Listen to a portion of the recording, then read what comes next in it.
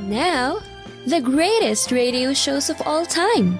Suspense. The Shadow Node. Washington calling David Harding, counter-spy. Classic radio theater. The Great Gildersleeve. Fibber McGee and Molly. Dragnet. Gunsmoke. The Lone Ranger. Now, step back into a time machine with your host, Wyatt Cox. Good evening, friends of the Inner Sanctum.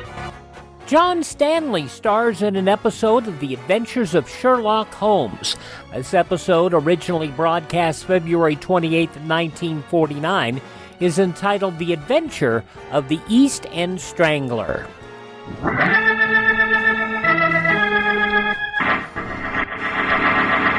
From New York City, the makers of Clipper Craft clothes for men and more than 1,200 leading retail stores from coast to coast present that immortal character created by Sir Arthur Conan Doyle, the world's most famous detective, Sherlock Holmes, starring John Stanley.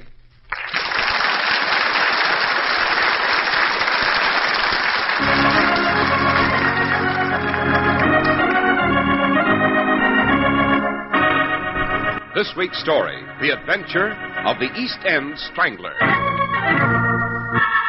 Holmes, what do you expect to find here at this house? A killer, Watson. A fiendish and diabolical killer seeking another victim. A prince of crime. As shrewd and as vicious as Jack the Ripper. Good Lord, Holmes, what's that? Quick, Watson, into that house. That scream came from a victim of the East End Strangler.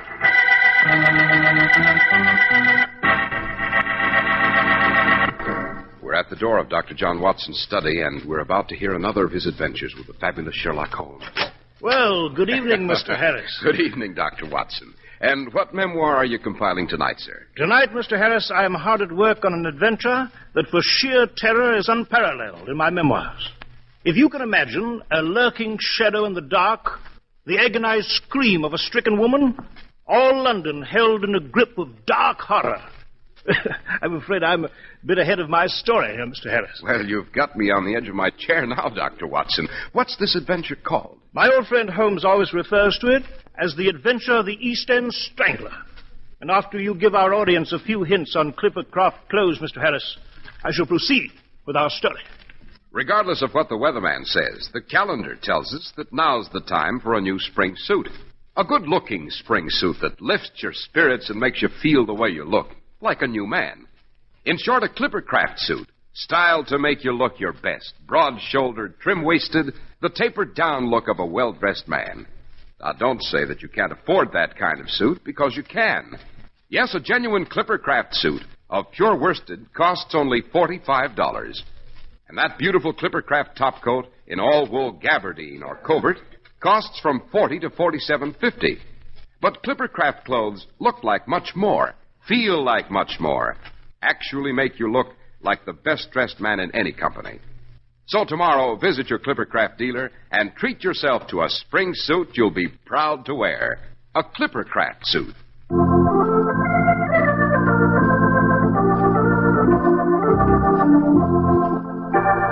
And now, Dr. Watson, what about the adventure of the East End Strangler? Well, Mr. Harris, it began in September of 1898. Exactly 10 years after Jack the Ripper had left his blood-drenched trail through the squalid dives of Whitechapel and Spitalfields. The memory of Jack the Ripper was growing dim when a new nocturnal prowler, a shadowy terror, began to haunt the dark streets of London. A woman was throttled to death in Shadwell, another in Wapping, and soon the name of the East End Strangler was enough to strike terror in every heart. The official police were helpless against this cruel, pitiless, and devilishly shrewd marauder. And then one foggy night in Ratcliffe, near the Thames, a lady came running through the fog when... Constable! Here now, lady, what's up? The strangler.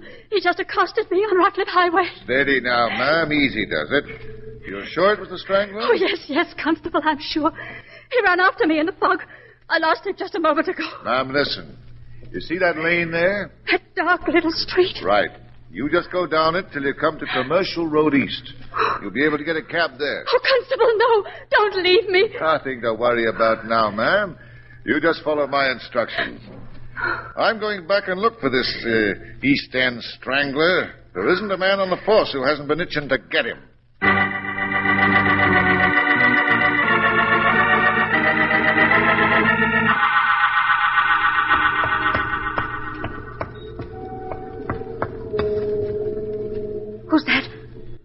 standing there in the fog.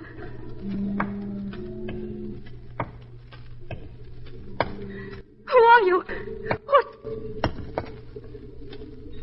Good evening, my dear. You. That's a lovely throat you have, my dear. So graceful and white like a swan's. Yes, my dear, the Strangler. The East End Strangler. And your throat. Ah, yes, your throat is smooth. So smooth, like silk. And graceful. So graceful. No. It's a pity. Such a pity to mar the whiteness of that throat. But what can I do? What else can I do? Oh, please. Oh, no. Oh, don't. How soft to the touch. How it yields to the caress of my hands. Oh, no. Oh, no. Don't. Don't cry out, my dear. Don't fight and struggle. The others have tried to cry out, too, but it was useless. In a moment, you will feel no pain. Now it is all over, my dear. And it's such a pity. Such a pity.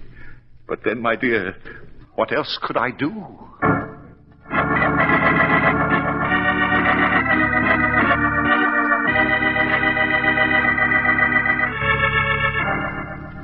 Mr. Holmes, Dr. Watson, this affair of the East End Strangler, I'm forced to admit, has got out of hand. So we have observed in the newspapers, eh, Holmes? Yes, quite, Watson, quite.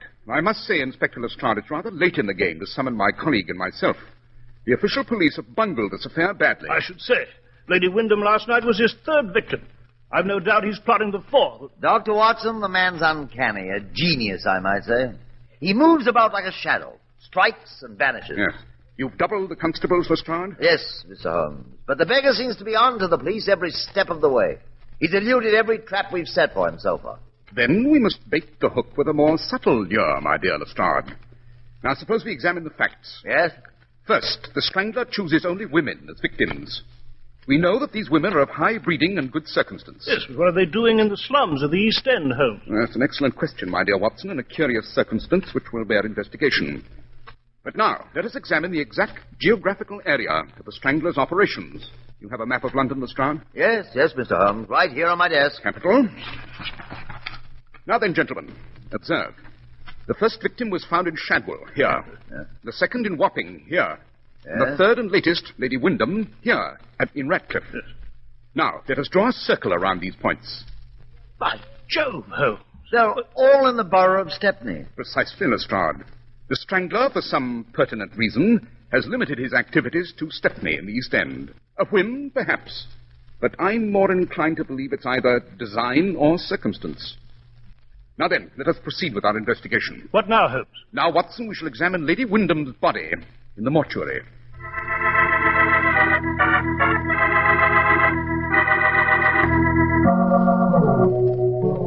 It's extraordinary, Watson. This East End Strangler is not only wanton and cruel, but infernally clever.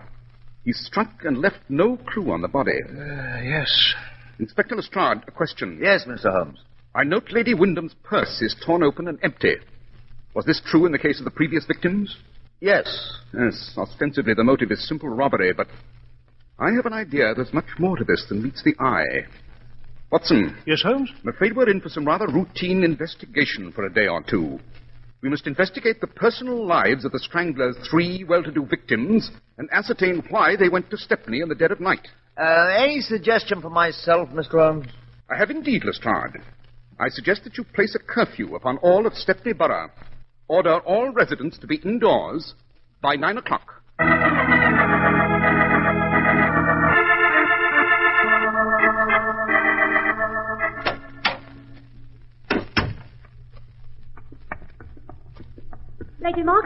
Lady Margaret, ma'am. Oh, it's you, Mary. What? You're all dressed, milady. Surely you're not going out at this time of night alone? Yes, I must. It's urgent. But it's dangerous, Mum. What with the Strangler walking the streets and all? I've got to take the chance, Mary. It's a foggy night outside, and I don't think anyone will see me. Lord lovers, Mum, but it's all too much for a poor girl like me. Why should you be going out on a night like this and all alone? Mary, you remember my confiding in you about George? You mean... Yes, the man I almost married 20 years ago. I just got a letter from him this morning. Lady Margaret, then he's alive. He's come back to London. Yes, Yes, but he's in desperate straits, Mary. Oh, you understand. Hiding in the slums of Stepney. The police are pursuing him for something he didn't do, and he needs money. Money to get away. I must bring it to him tonight. Alone. And Mary... Yes, Lady Margaret? You're not to breathe a single word of this to anyone. Everything I've told you now and before is in the strictest confidence. You understand? Yes, Mum. Very well. I'll go back to the servants' quarters and go to bed. I won't be back until early this morning.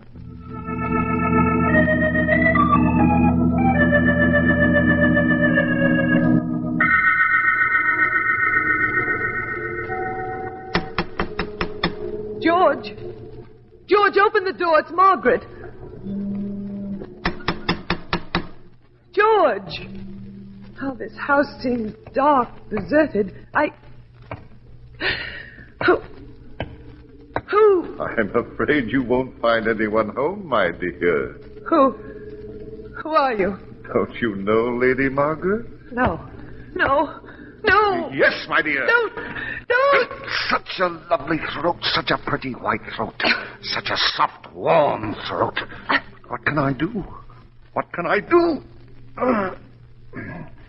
Now then, my lady, first the letter from George, and then the money, and we'll be off. Hold! Stand where you are! The police! Hold!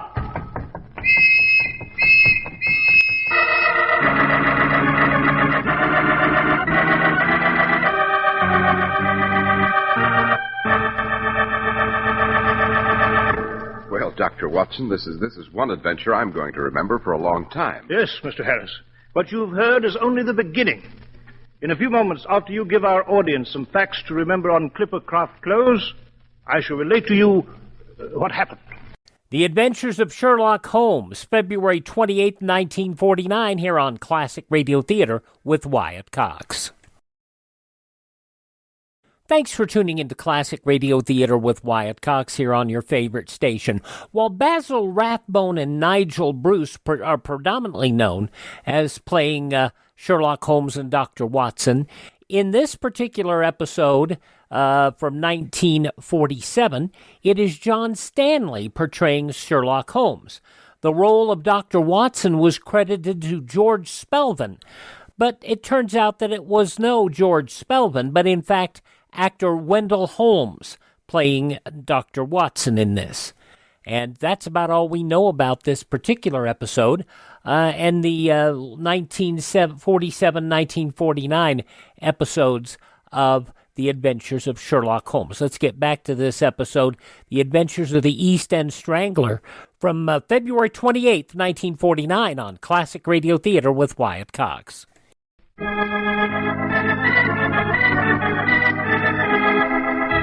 And now, Dr. Watson, you were telling us of the adventure of the East End Strangler. Yes, Mr. Harris, I was. Holmes and I were at Baker Street late that night, going over the results of our routine investigation, when we received an urgent message from Inspector Lestrade. The East End Strangler had been abroad on the dark streets of Stepney again. He'd struck again, and he'd vanished like a ghost in the fog, leaving his dead and mangled victim behind him. This time, Lady Margaret Blencroft. Naturally, Holmes and I lost no time in getting to the scene. Then Holmes asked, Who discovered the body, Inspector Lestrade? Why, one of my men heard a scream, Mr. Holmes. Constable Wilson.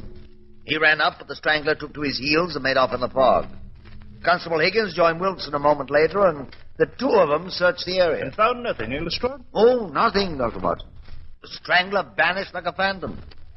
I still don't see how he got through my police guard, what with curfew and all. A remarkably clever fellow, the Strangler, Lestrade. I do not admire his calling, but I must confess a certain grudging respect for his ingenuity. Jove, yes, the fellow is almost fiendishly clever. What next, Holmes? A careful examination of the body, Watson. The same wanton attack, as you see. And one moment. What is it, Mr. Holmes? I note that the contents of Lady Margaret's purse are untouched. It contains £200 and a letter. Well, the strangler must have been surprised before he could make away with the money, eh, Holmes? Quite, Watson, quite. But it's this letter that interests me at the moment. The request for funds from someone named George. An old admirer, according to the text. Holmes, you think that letter is bogus, Inspector. And so is George. Obviously a pretext to lure the victim into this area. And... What is it, Holmes? Note, Watson. You too, Lestrade. Observe. There are some small blue threads clutched in the fist of the victim. Blue threads? Do you consider them significant, Holmes? I do indeed, very. But come, Watson, it's late. Let us find a cab and return to Baker Street. There'll be time enough tomorrow to track our men down.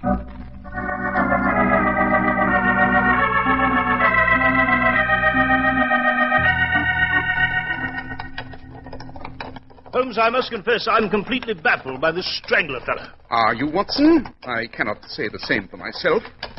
Consider the results of our investigation today. What about them? We found that each victim, on the day of her murder, had withdrawn a large sum of money from the bank. Yes, Holmes, I know. We know that the killer lured his victims to the slums of the East End, and specifically to Stepney, through the use of bogus letters purporting to be from old friends or lovers. Well, what about it, Holmes? Obviously, this fellow who's taken the mantle of Jack the Ripper must have had access to intimate and personal information concerning his intended victims. Yes, that seems reasonable, Holmes. Quite. And therefore, our next step is to pay a visit to the home of the latest victim, Lady Margaret Blencroft, and question her personal maid.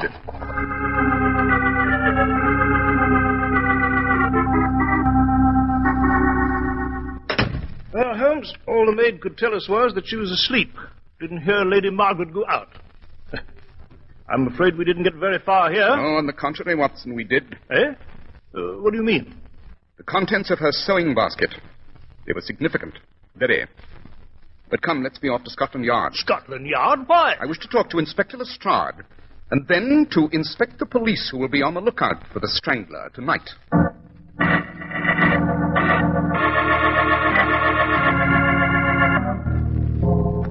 So these are the lists of the Metropolitan Police assignments, eh, Lestrade? That is correct, Mr. Holmes.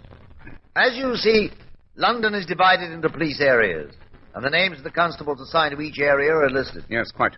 I cannot say that I'm impressed by your techniques of criminal investigation, my dear Lestrade, but I must say these police records are in excellent order. Holmes, what the devil does all this mean? Why are you taking such an extraordinary interest in the affairs of the police here? Because, Watson, it's only by way of the official police that we can hope to arrest the East End Strangler. Oh, now, Mr. Holmes, I'm glad to know you're going to require our close cooperation. For once. Quite. Now then, Lestrade, I understand you've requested a special inspection of the police constables before they venture into Stepney tonight. Yes, Mr. Holmes. Come, Watson, let's view this inspection. You may find it most interesting.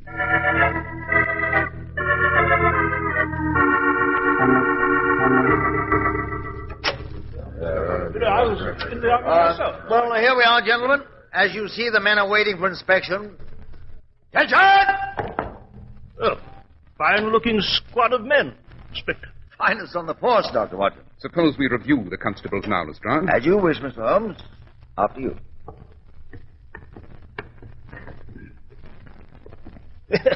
Yeah, I must say, Holmes, this reminds me of the old days with the Army. I recall one day the General reviewed my brigade at Bombay. One moment, Watson. You there. What is your name, Constable? You mean me, sir? I do indeed. What is your name? Higgins, sir. Edward Higgins. Oh, yes. I read your report, Higgins, on what happened last night. Very neat. Very concise. Thank you, sir. I cannot say the same for your personal appearance, however. Oh, what do you mean, Mr. Holmes? Your tunic, man, your tunic. It's been torn in the collar and re-sewn with new thread. Perhaps you can explain the reason for this. Oh, no, you don't. Holmes, Constable Higgins is running away. Higgins! What's the meaning of this? Come back! Stop that man, stop him. He's running straight for that big window. There he goes! Holmes, he's made good his escape. He has indeed, but only for the moment. We must anticipate his moments from now on. Yes. Come, Watson. There's no time to lose. Right.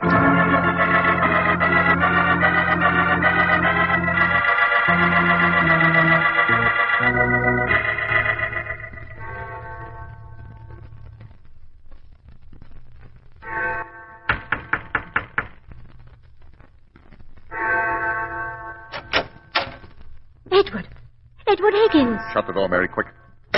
Edward, what are you doing here? You're supposed to be on duty. It's Holmes, Mary. He's found me out. The game's up, and I've got to get out, get away to the hideaway on the continent. Edward, then I'll go with you like we arranged. We'll go together. Wait till I pack my bag. Don't bother, Mary. What do you mean? The East End Strangler still has another job to do. Another neck to twist. Edward, what do you mean? Whose neck? Yours, my dear. Edward, no, No! Yes, Mary. You know too much about me and our little game. You know where I'm going to hide out from here. This Detective Holmes will be sure to worm it from you. February 28th, 1949, The Adventures of Sherlock Holmes. We'll hear the conclusion coming up in just a few moments. You're listening to Classic Radio Theater with Wyatt Cox on your favorite radio station.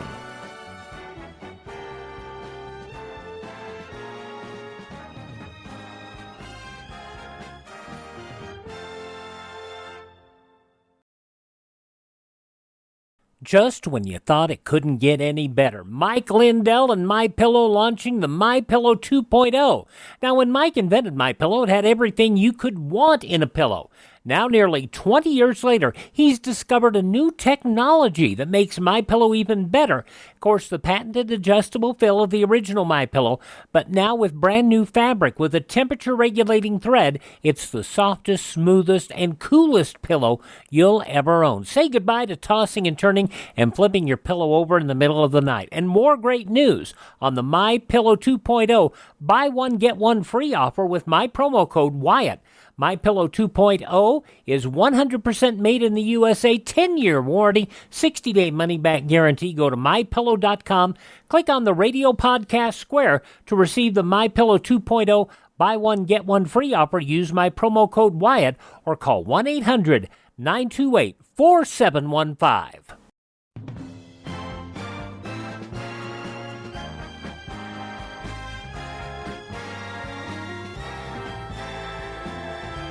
Thanks for tuning in to Classic Radio Theater with Wyatt Cox. And now, the conclusion of The Adventures of Sherlock Holmes, February 28th, 1949, The Adventure of the East End Strangler.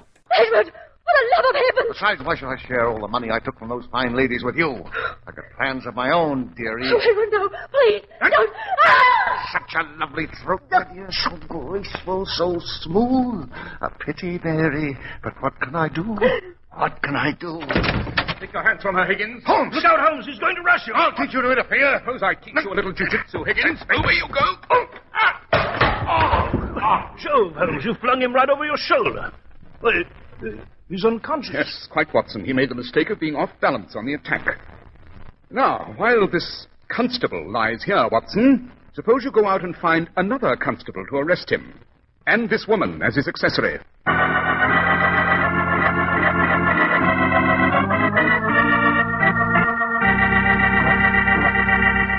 I see. So Mary the maid, through the gossip of other servants, learned of those women with past love affairs, and then told the strangler, eh, Holmes? Precisely. But how did you know that he was a member of the official police, Mr. Holmes? Obvious, Lestrade. Remember, Constable Higgins had an intimate knowledge of police strategy, and therefore was able to elude the patrols. Furthermore, Lady Margaret Glencroft was strangled during a curfew, when only police constables were allowed on the streets. Recall, too, that Higgins, by a curious coincidence, was close to Lady Margaret when she was murdered. Ah, and Higgins' patrol area had always been the Stepney district. Quite. But the blue threads in Lady Margaret's clenched hands, what about them, Holmes? Oh, yes, the blue thread, Watson. They were the same color as the tunics worn by the London bobbies. She tore Higgins's collar in the struggle, and he hurried to his accomplice Mary to have it repaired. I had only to inspect the police line and pick out a man with a ripped collar, newly resewn. Holmes, I must say you've conducted a rather sound investigation here. Very professional. Thank you, Lestrade. I appreciate the compliment. And I hope you will not hesitate to call on me in the future. It's always a pleasure to rescue the official police from their own mistakes. Hey, Watson?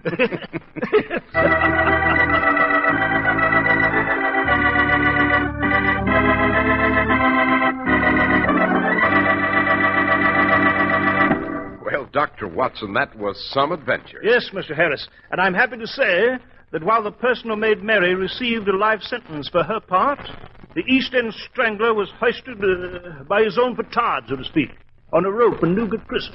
I see. Now, Dr. Watson, what adventure will you relate to us next week? Next week, Mr. Harris, I shall tell you of an adventure which I have entitled Murder on a Wager. It concerns two dead bodies floating in the Mediterranean, and an unbelievably odd wager that made history at Monte Carlo.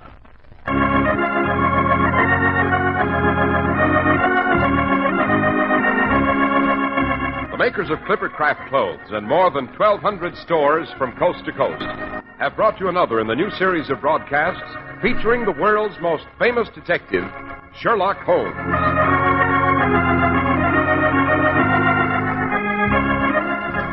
Our stories are based upon the character Sherlock Holmes created by Sir Arthur Conan Doyle, and the program is produced and directed by Basil Lochran. Sherlock Holmes is played by John Stanley, Dr. Watson by George Spelvin. This week's story was written by Max Ehrlich, with special music by Albert Berman.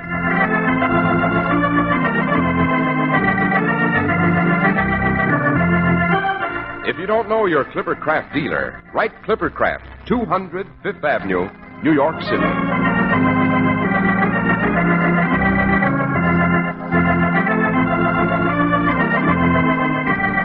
Be sure to listen next week to Sherlock Holmes in Murder on a Wager.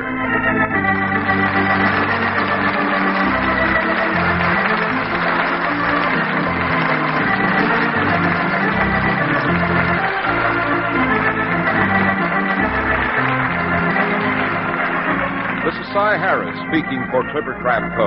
This is the Mutual Broadcasting System. And as we mentioned earlier, Wendell Holmes was operating under the pseudonym of George Spelvin as Dr. Watson. All righty, from February 28, 1949, The Adventures of Sherlock Holmes. I want to go buy a Clippercraft suit now on Classic Radio Theater with Wyatt Cox. Now on Classic Radio Theater with Wyatt Cox, Part 2 of the 5-part yours truly Johnny Dollar story, The Fathom Five Matter. This goes back to February 28, 1956. From Hollywood, it's time now for... Johnny Dollar. Barney Wilson, Mr. Dollar, special deputy with the DA's office. I understand you talked to Danny Haynes. You've got a good grapevine, Mr. Wilson. Oh, tolerable. Well, what do you think? Well, I'll go about 6 to 5. He hasn't murdered anybody. Oh, well, that's close to even money. So you're not too sure, huh? No, I'm not too sure. But then I'm not even sure yet that Markey is dead, remember? Well, maybe we can settle that question this evening. What do you mean? The salvage boys have finally got grapple lines on that boat. They figure to bring it up to the surface around 8 o'clock. I'm going out in one of the harbor launches. You like to come along? My company's got a $75,000 stake in this. Sure, I'd like to come along. All right. You meet me at Harbor Police Headquarters at 7:30. I'll be there. Good. I'll introduce you to the late William Markey. Somehow, I sort of doubt that, Mr. Wilson.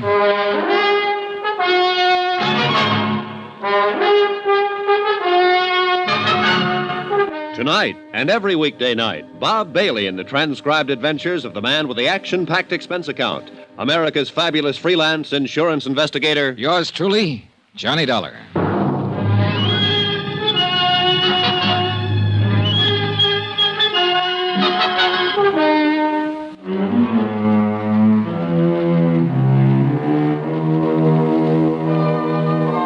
From Special Investigator Johnny Dollar to the Home Office, Delta Liability, Hartford, Connecticut. Assignment, the Fathom Five Matter. Location, Miami, Florida. Expense account continued. Item 6, $3.85. Taxi fare to the Markey Beach House, occupied for the past 3 days now by his wife since William Markey's accidental death. According to all reports, a very beautiful woman. The reports were correct. Won't you come in, Mr. Dollar? Thank you. Come this way. I've been practically living in here in the study since... I just haven't had the heart to even look at the rest of the house. Yes, I imagine it's been quite a shock for you, Mrs. Markey. Yes, terrible. No one knows. Sit down, Mr. Dollar. Thank you. I really don't know very much about these matters. If there are papers to sign, maybe I should have a lawyer or something. No, that won't be necessary. For the present, there's nothing to sign. But aren't you with the insurance company? I'm working for them at the moment as a special investigator. Oh. I'm to supply them with a full report of your husband's accident. They have to have that before they can do anything about paying off the policy. Well, couldn't the police give you all that? And there's a Mr. Wilson, I think his name is, who's with the district I've attorney's talked to Mr. Wilson. He's cooperating in every way possible. But some of the details I have to get from you. Have you talked with Danny Haynes? Yes. Well, didn't he tell you what happened? He gave me a statement, yes. But only covering the details he actually knew about. Well, I'm sure there's nothing I can add, Mr. Dollar. I wasn't even there, as you know, of course. I know, Mrs. Markey. I'll get all of those details elsewhere. But then I don't see why you've come out here. I'd like to know a few things about your husband. Things you know better than anybody else. His actions and behavior during the last few weeks. His mental attitude. I see. You think maybe he committed suicide, is that it? I don't think anything. I'm just trying to find out. But that's what you're driving at. Suicide. It's a possibility, of course. And of course your company isn't liable, I suppose, if it's suicide. They'd still be liable, but only to the extent of $25,000 under the particular terms of the policy, not $75,000. I see. Is that all, Mr. Dollar? I don't think you do see. Look, I'm not claiming it was suicide. I have no reason to think it was. But these questions are going to be raised by the claims board when they meet to consider settlement. And they're not going to pay out any money until they have the answers. So that's why I'm here, Mrs. Markey, to get those answers ahead of time. Now, you can help or you can hinder. But I think you ought to realize that you'll be mainly hindering yourself. It was not suicide. Bill wasn't that kind. You didn't know him. I resent your implication, Mr. Dollar. He'd never do a thing like that. I said I have no reason to believe that he did. Please forgive me. I guess I'm sort of living in a state of shock. I'm not like this, really. Suspicious, belligerent. Well, sure, I understand, and I'm sorry to have to bother you this way, but there are certain questions... I know. These things have to be done. It's all right. Would you like a drink, Mr. Dollar? Not unless you're having one. Yes, I think I would like something. In that case, I'll have a scotch on the rocks, please. Oh, here, let me fix them. Thank you. Make mine the same. I guess it was the mention of suicide that set me off. Bill and I were married for 3 years. We were completely happy every minute of it. Nobody in the world had less reason than Bill to do a thing like that. What about financial problems? None that I knew about. Did you work before your marriage, Mrs. Markey? I was an entertainer. Chorus? Yes. I suppose that gives you the usual impression. Well, do I seem like a visiting fireman? No. But... I just thought you might have been a dancer because you carry yourself so well. Lithe and graceful. Well, I've been away from it for quite some time. It doesn't show. Here's your drink. Thank you. Maybe it'll help me relax a little. I think it might. Tell me, Mrs. Markey, how did your husband and young Haynes get along? Well, that should be obvious. We brought him down here with us. Had him living here in the house for a month. But I understood that was primarily your idea. Who said that? Did you suggest bringing Haynes along, or was it your husband? Well, I might have. I don't remember how it came up now, but Bill was all for it. Otherwise, he'd have put his foot down. Any possibility that he resented Haynes' presence but kept it to himself? Of course not. Why should he? I don't know. Well, if you're trying to imply something... I'm not. I'm just asking. I understood your husband had spells of brooding during the last few weeks, and I was trying to find out the reason for it. If he did, I'm sure I didn't notice it. What are Danny Haynes' feelings towards you? I think you're pretty insulting. I wasn't intending to be. Well, what would you call it? Just another routine question. I wasn't meaning to imply that you encouraged him in any way. I certainly didn't. But he's young, impetuous. You're very attractive. Maybe he cooked up crazy notions without any encouragement. He thought of me as a friend, that's all. No attitudes on his part that your husband might have misinterpreted.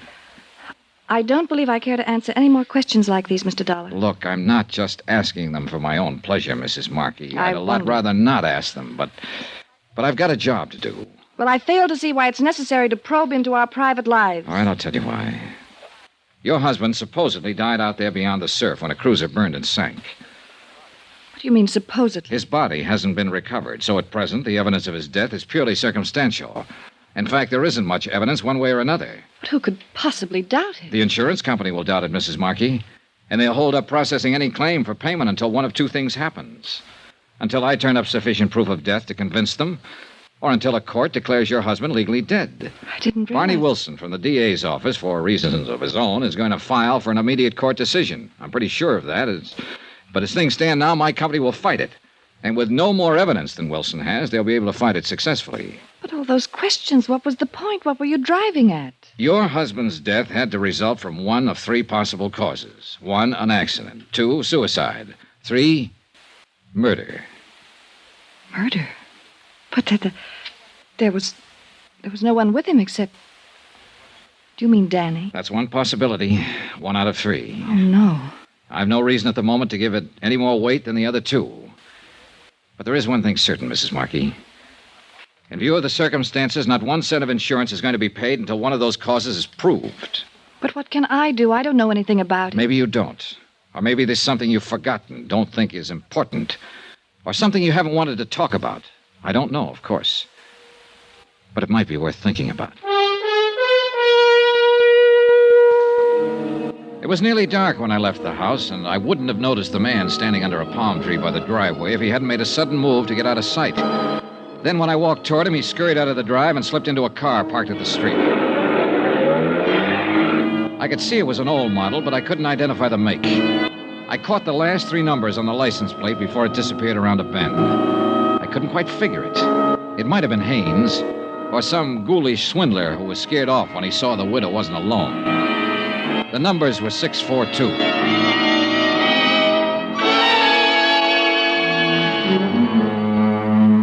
Expense account item 7, $3.75. Taxi back to my hotel. Item 8, $6.25. Dinner and incidentals there.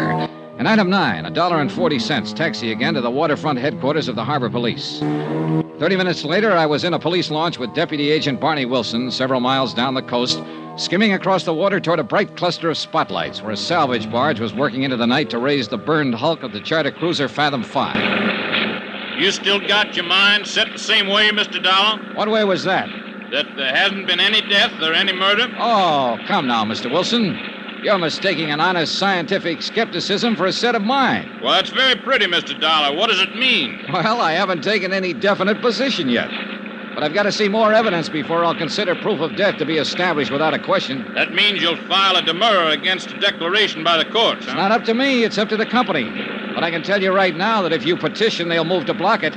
You have no real evidence, Mr. Wilson. I'm getting it, though, piece by piece. The sea is starting to give up its prey, Mr. Dollar. What do you mean?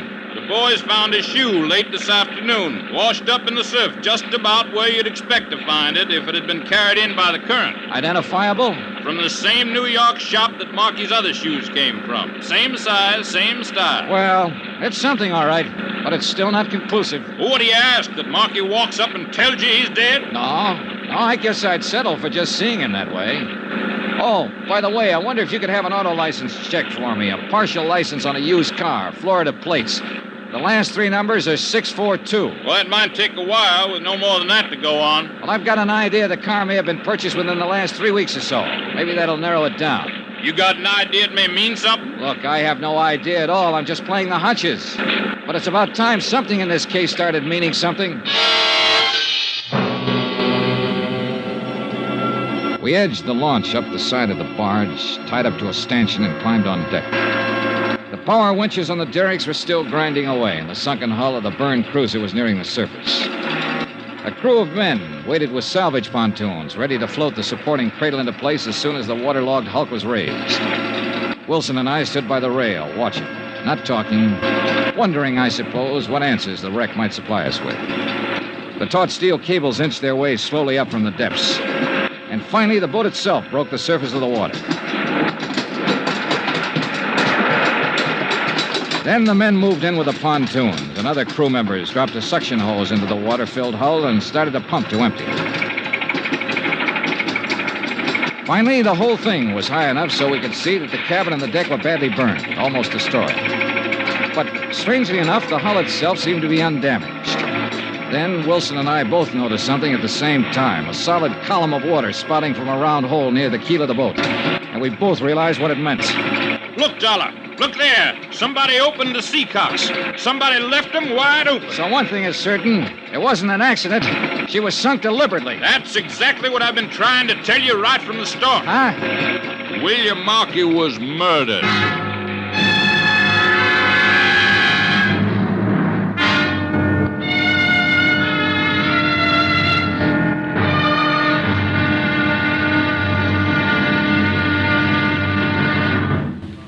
Now, here's our star to tell you about tomorrow's intriguing episode of this week's story. Tomorrow, a photograph, a silver cup, a harried widow, and the dead begin to stir with life. Join us, won't you? Yours truly, Johnny Dollar.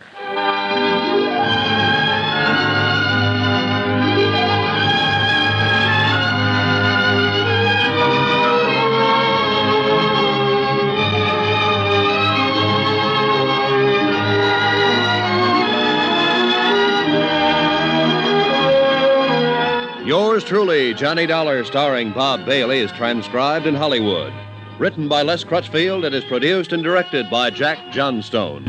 Be sure to join us tomorrow night, same time and station, for the next exciting episode of Yours Truly, Johnny Dollar.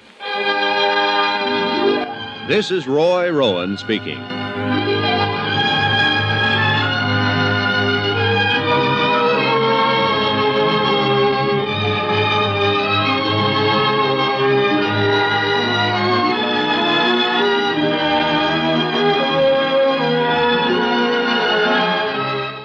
So we know the boat was deliberately sunk, but was somebody murdered? We'll find out. February 28th, 1956, yours truly, Johnny Dollar, here on Classic Radio Theater with Wyatt Cox. Thank you so much for making us a part of your day. Thank this station. Support their advertisers. It's their kindness and courtesy that allows us to be with you each and every time we roll around here on your favorite station. If you miss a day, you don't have to miss a single show. All of our shows are available on demand at classicradio.stream. That's classicradio.stream. Stream our shows.